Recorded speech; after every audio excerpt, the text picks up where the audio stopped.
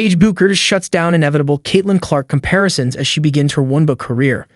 With a massive uptick in attention that's been drawn to women's basketball over the past few years, Paige bueckers will be entering a whole new WNBA.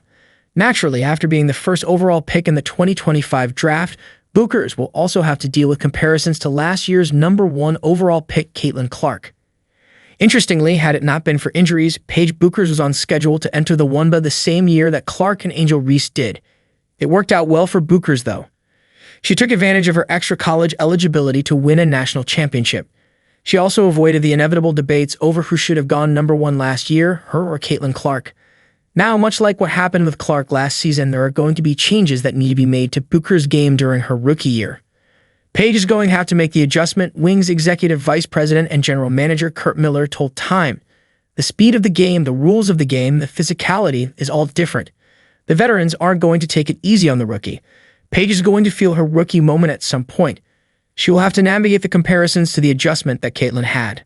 We're all mindful and aware, but we're going to be very supportive that this is Paige's journey and no one else's journey. She doesn't sound too worried about it, nor does she appear to be too concerned with the inevitable comparisons to Caitlin Clark. That's what the media cares about, she said. That's what everybody who watches basketball cares about. I used to be bothered by it, but I've done so much work on myself and my approach. The ability to not run a race in comparison to run my own race and worry about that. Caitlin's a phenomenal player. We're also completely different players. Bueckers will admit that the fans' interest in comparing her and Clark is good for the game, but at the end of the day, I don't think either of us really cares about it, because we're just trying to be the best versions of ourselves. That doesn't mean she won't have a little extra motivation when her Dallas Wings meet Clark's Indiana Fever on June 27th.